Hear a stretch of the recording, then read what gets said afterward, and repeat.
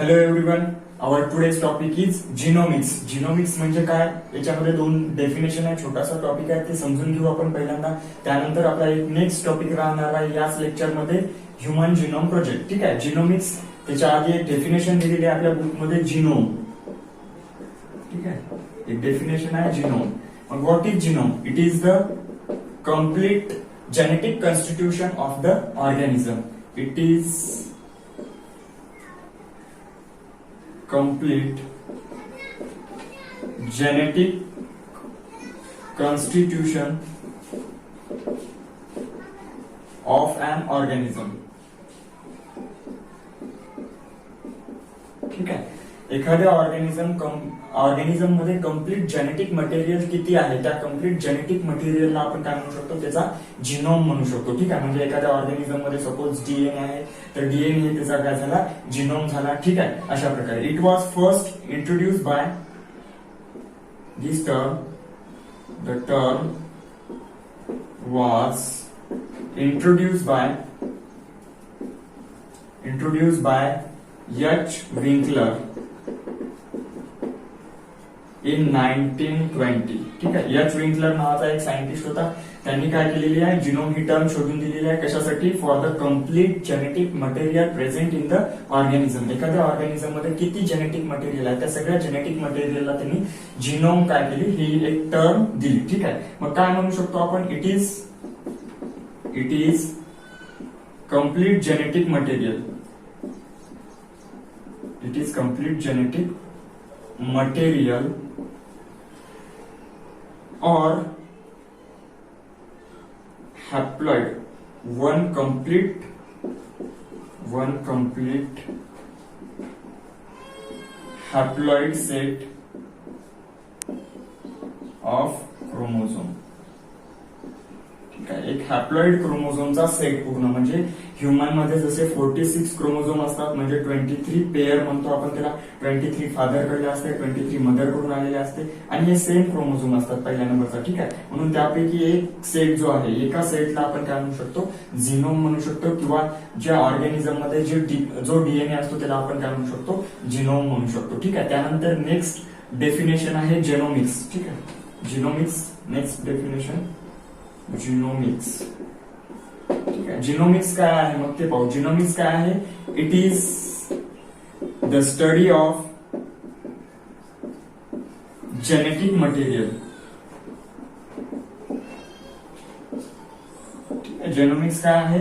It is the study of genetic material. Genetic मटेरियलचा अभ्यास करण्याला आपण काय म्हणतो, जेनोमिक्स म्हणतो. ठीक आहे. म्हणजेच काय, जेनेटिक जिनोमचा अभ्यास करणारे जे ब्रांच आहे त्याला आपण काय म्हणतो, जेनोमिक्स म्हणतो. Through sequencing, mapping and by analysing. ठीक आहे.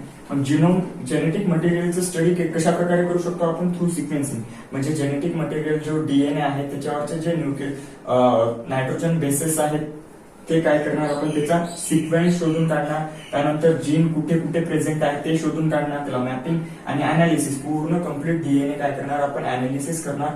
म्हणजे त्याची पूर्ण माहिती मिळवणार की किती न्यूक्लियोटाइड पासून तो डीएनए बनलेला आहे, त्याची लांबी काय, त्याच्यामध्ये किती जीन आहेत, बरोबर आहे, कोणता जीन कोणत्या गोष्टीसाठी कामी पडतो, कोणत्या प्रोटीन तयार करतो, हे सगळी इन्फॉर्मेशन कशाच्या माध्यमातून घेऊ शकतो आपण, जिनोमचा अभ्यास करून. आणि त्याला जिनोमचा अभ्यास करण्याला काय म्हणतो आपण, जिनोमिक्स म्हणतो. ठीक आहे. जिनोमिक्स म्हणतो. त्यानंतर पुढे आपण सांगू शकतो, त्याच्यानंतर पुढचा टॉपिक आहे की ऍप्लिकेशन ऑफ जिनोमिक्स. ठीक आहे. ऍप्लिकेशन काय आहे जिनोमिक्सचे? ऍप्लिकेशन, ठीक आहे. ऍप्लिकेशन मध्ये आपण सांगू शकतो की ऍप्लिकेशन दोन प्रकारचे आहे, स्ट्रक्चरल जिनोमिक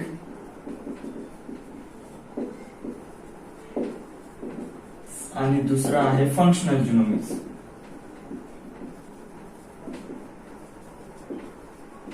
ठीक आहे.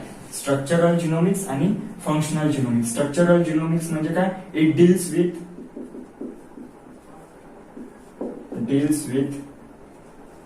study of sequencing, mapping and analysis of genetic material. Structural जिनोमिक्सचं काम काय आहे, स्ट्रक्चरल जिनोमिक्सचं ऍप्लिकेशन काय आहे की ते काय करते, या स्ट्रक्चरल जिनोमिक्स मध्ये फक्त डीएनएचा सिक्वेन्स कसा आहे, त्यानंतर कोणते जीन कुठे प्रेझेंट आहे, अशा प्रकारची काय केली जाते, माहिती घेतली जाते. ठीक आहे. त्यानंतर आहे फंक्शनल जिनोमिक्स. फंक्शनल जिनोमिक्स मध्ये काय सांगू शकतो, it deals with study of genome किंवा फंक्शन ऑफ जीन. ठीक आहे. It deals with the function of study of function of gene and expression in organism. Expression in organism. Functional genomics मध्ये काय केलं जातं की एखाद्या जीनचा सिक्वेन्स आहे तर त्या जीनचा सिक्वेन्स कोणत्या प्रकारचा प्रोटीन तयार करतो आणि त्या प्रोटीनमुळे ऑर्गॅनिझमचं एक्सप्रेशन कशा प्रकारचं असते हे स्टडी, या स्टडीला आपण म्हणतो फंक्शनल जिनोमिक्स. आणि स्ट्रक्चरल जिनोमिक्स म्हणजे काय, फक्त सिक्वेन्स कसा आहे आणि त्यानंतर पुढे आपण सांगू शकतो की कोणता जीन कुठे प्रेझेंट आहे, अशा प्रकारची माहिती स्ट्रक्चरल जिनोमिक्स मधून काय घेतली जाते. दोन्ही पण स्ट्रक्चरल जिनोमिक्स आणि फंक्शनल जिनोमिक्स मदत करते आपल्याला की क्रॉप मध्ये इम्प्रुव्हमेंट करण्यासाठी, त्यानंतर ह्युमनच्या हेल्थ मध्ये इम्प्रुव्हमेंट करण्यासाठी आणि लाईफ स्टॉक जे आहेत म्हणजे आपले जे पशुधन आहेत त्या पशुधन मध्ये सुद्धा सुधारणा घडवून आणण्यासाठी या जिनोमिक्सचा काय होतो, आपल्याला फायदा होतो. ठीक आहे. म्हणजेच काय करू शकतो आपण, डीएनएचा जर अभ्यास केला तर आपण डीएनएच्या माध्यमातून वेगवेगळे प्लांट तयार करू शकतो, डिफरंट टाईपचे प्लांट, वेगवेगळे एक्सप्रेशन असणारे, त्यानंतर वेगवेगळे ट्रान्सजेनिक अॅनिमल आपण काय करू शकतो, तयार करू शकतो आणि त्याचा फायदा कोणाला होणार, ह्युमन बिईंगला होणार. ठीक आहे. अशा प्रकारे हे काय ऍप्लिकेशन आहे कशाचे, जिनोमिक्सचे. ठीक आहे. समजलं असेल काय सांगितलं. जिनोम म्हणजे काय, कम्प्लीट डीएनए ऑर्गॅनिझम मध्ये प्रेझेंट असणारा, त्याला आपण जिनोम म्हणतो. 1920 साली ती टर्म मिळाली होती, कोणी दिली, एच विंकलर नावाच्या सायंटिस्टने. ठीक आहे. त्यानंतर जिनोमिक्स म्हणजे काय, जिनोमिक्स म्हणजे सांगितलं की जिनोमचा अभ्यास करणं, डीएनएचा अभ्यास करणं, त्याला आपण काय म्हणतो, जिनोमिक्स म्हणतो. अभ्यास कशा प्रकारचा की त्याच्यावर कशा प्रकारचे सिक्वेन्स आहे, त्यानंतर कोणते जीन कुठे प्रेझेंट आहे, या अशा प्रकारचं अनालिसिस करणं म्हणजेच काय, जिनोमिक्स. त्यानंतर आपण पुढे सांगितलं ऍप्लिकेशन. दोन प्रकारचे ऍप्लिकेशन आहे, स्ट्रक्चरल जिनोमिक्स. स्ट्रक्चरल जिनोमिक्स मध्ये मग आपण काय करतो, फक्त डीएनएचं जे जेनेटिक मटेरियल आहे त्याचं काय करतो, स्ट्रक्चर अनालिसिस करतो. ठीक आहे. फंक्शनल जिनोमिक्स म्हणजे काय, स्ट्रक्चर असं आहे तर त्याचं काम कोणतं आहे त्या ऑर्गॅनिझम मध्ये ते शोधणं म्हणजेच काय, फंक्शनल जिनोमिक्स. ठीक आहे. त्यानंतर आपण पुढे सांगितलं होतं की स्ट्रक्चरल आणि फंक्शनल जिनोमिक्स कशासाठी मदत होऊ शकते आपल्याला, त्याची स्ट्रक्चरल आणि फंक्शनल जिनोमिक्स ह्युमन जे लाईफ आहे त्याची इम्प्रुव्हमेंट करण्यासाठी, बरोबर आहे, म्हणजे आपल्या फायद्यासाठी याचा काय होतो, उपयोग आपण घेऊ शकतो. ठीक आहे. त्याचबरोबर आणखी काय सांगितलं होतं आपण पुढे की क्रॉप मध्ये इम्प्रुव्हमेंट करू शकतो, अॅनिमल मध्ये इम्प्रुव्हमेंट करू शकतो. त्यासाठी आपण काय करू शकतो, ट्रान्सजेनिक क्रॉप. ठीक आहे. एखादा ट्रान्सजेनिक क्रॉप म्हणजे एखाद्या दुसऱ्या ऑर्गॅनिझम मधून जीन काढून आपण काय करू शकतो, क्रॉप मध्ये इंट्रोड्यूस करू शकतो आपल्या फायद्यासाठी. फॉर एक्झाम्पल बीटी कॉटन आहे. त्यानंतर जेनेटिक मार्कर तयार करू शकतो, म्हणजे काय की जीन आपल्याला तर काय करू शकतो, शोधून देऊ शकते. त्यानंतर आपण काय करू शकतो, एखाद्या ऑर्गॅनिझम मधला एखादा जीन काय करू शकतो, एखाद्या बॅक्टेरियामध्ये ट्रान्सफर करू शकतो for getting different type of enzymes. ठीक आहे. वेगवेगळ्या प्रकारचे एन्झाईम्स मिळवण्यासाठी, प्रोटीन मिळवण्यासाठी काय करू शकतो, आपल्या मधला जीन एखाद्या बॅक्टेरियामध्ये टाकू शकतो. जसं आपण हे आहे आपलं काय, इन्सुलिनचा जीन, बरोबर आहे, इन्सुलिनच्या प्रोडक्शनसाठी ह्युमन मधला इन्सुलिनचा जीन आपण काय करतो, इकोलाय नावाच्या बॅक्टेरियामध्ये टाकतो आणि नंतर तो इकोलाय नावाचा बॅक्टेरिया काय करतो, आपल्याला इन्सुलिन तयार करून देतो. ते इन्सुलिन आपण घेतो आणि डायबिटीज झालेल्या पेशंटला काय करतो, ट्रीटमेंट म्हणून काय करतो, युज करतो. अशा प्रकारचे फायदे आपल्याला जिनोमिक्स मधून काय होतात, मिळतात. त्यानंतर एक नेक्स्ट टॉपिक आहे आपला ह्युमन जिनोम प्रोजेक्ट. ठीक आहे. एक छोटासा टॉपिक आहे human genome project. Human genome project ज्याला HGP सुद्धा म्हणतात. ठीक आहे. ह्युमन जिनोम प्रोजेक्ट काय, आता ह्युमन म्हटल्याच्या नंतर लक्षात आलं असेल ह्युमन बिईंगशी रिलेटेड, जिनोम म्हणजे ते सुद्धा लक्षात आले असेल की जेनेटिक मटेरियल म्हणजे डीएनए, ह्युमनचा डीएनएशी रिलेटेड एक काय आहे, प्रोजेक्ट आहे, त्याला आपण काय म्हणतो, ह्युमन जिनोम प्रोजेक्ट म्हणतो. ठीक आहे. ह्युमनच्या डीएनएशी रिलेटेड असलेला एक project. It was human genome project was initiated in HGP was initiated in 1990. ठीक आहे. 1990 साली काय झालं होतं, ह्युमन जिनोम प्रोजेक्ट चालू झाला होता. त्यानंतर त्याच्यामध्ये it is administered by human genome organisation.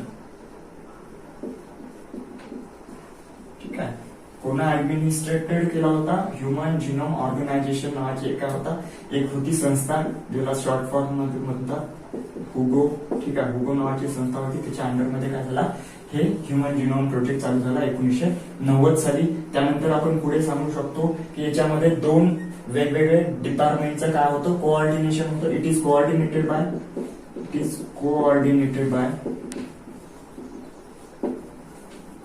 US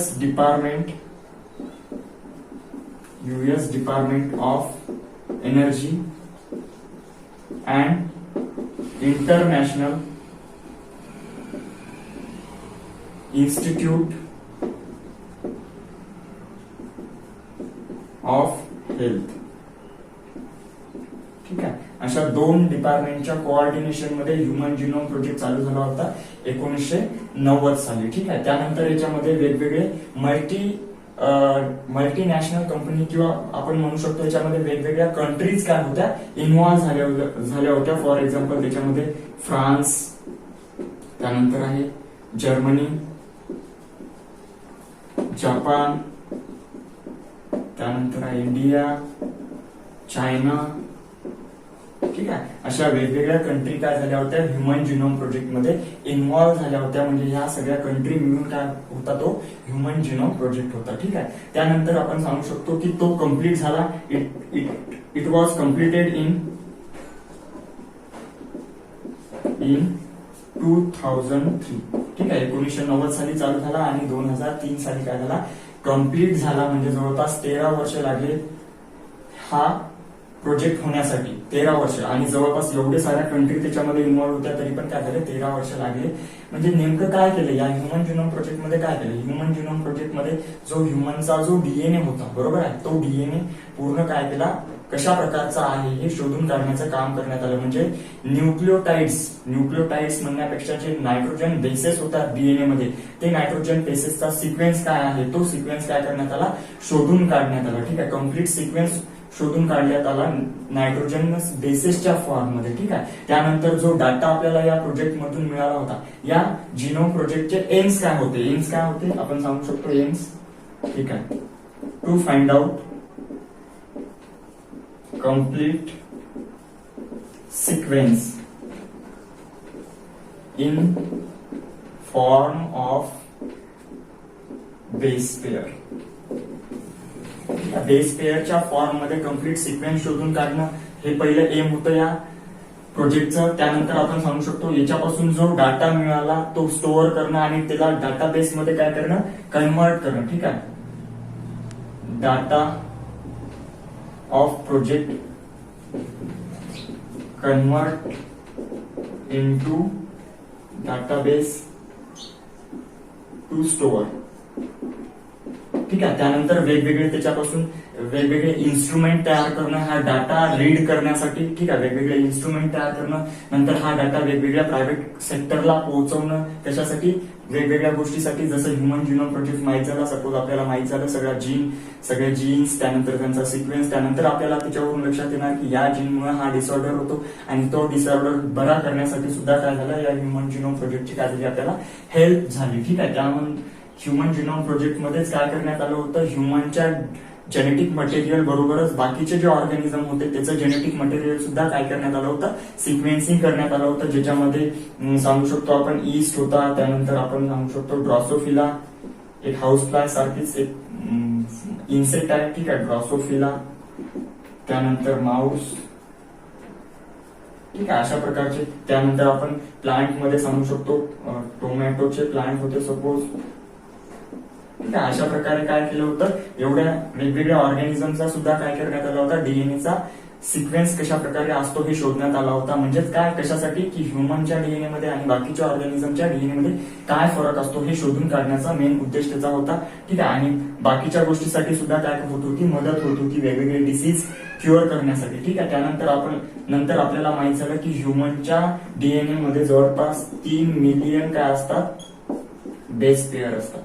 ठीक आहे. नायट्रोजन बेसेसच्या पेअर, जसं असा डीएनए घेतला आपण सपोज. ठीक आहे. ही एक बेस पेअर झाली. सपोज इथे ऍडेनिन आहे तर इथे काय राहणार, थायमिन राहणार. ठीक आहे. एक बेस पेअर. अशा किती होत्या ह्युमनच्या डीएनए मध्ये, 3 मिलियन बेस पेअर. 3 मिलियन म्हणजे काय, सॉरी 3 बिलियन बेस पेअर होत्या.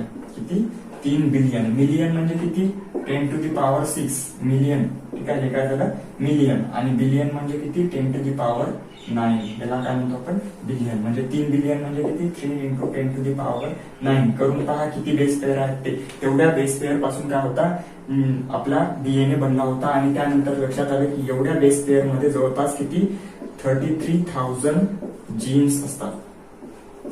ठीक आहे. किती, जवळपास ह्युमनच्या डीएनए मध्ये 33,000 जीन्स आहे आणि 46 क्रोमोझोम असतात. हे काय झालं, लक्षात आलं. त्याच्यामध्ये बुकमध्ये एक चार्ट, एक टेबल दिलेला आहे. त्या टेबलमध्ये वेगवेगळे ऑर्गॅनिझम आहेत, त्यांच्या किती बेस पेअर आहेत, त्यानंतर त्यांचे किती क्रोमोझोम आहे आणि किती जीन्स आहे हे व्यवस्थित त्याच्यामध्ये काय दिलेलं आहे, सांगितलेलं आहे. ठीक आहे. अशा प्रकारे हा काय होता, ह्युमन जिनोम प्रोजेक्ट होता. सिम्पली लक्षात आला असेल, ह्युमन जिनोम प्रोजेक्ट 1990 साली चालू झाला. त्याच्यामध्ये वेगवेगळे देश इन्व्हॉल्व्ह होते, वेगवेगळ्या कंट्रीज त्याच्यामध्ये इन्व्हॉल्व्ह झाल्या होत्या. ठीक आहे. त्यानंतर तो कम्प्लीट झाला 2003 साली. मेन उद्देश काय होता, ह्युमनचा डीएनए कशा प्रकारचा असतो, किती नायट्रोजन बेसेसच्या सिक्वेन्स त्याच्यावर प्रेझेंट असतात, किती जीन प्रेझेंट असतात हे शोधून काढणं त्याचा काय होता, उद्देश होता. ह्युमन जिनोम प्रोजेक्ट बरोबरच बाकीचे काय ऑर्गॅनिझम आहे त्याचा जिनोम सुद्धा काय करण्यात आला, सिक्वेन्स करण्यात आला.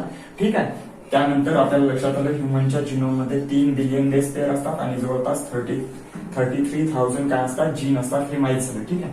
हे झालं ह्युमन जिनोम प्रोजेक्ट बद्दल. ठीक आहे.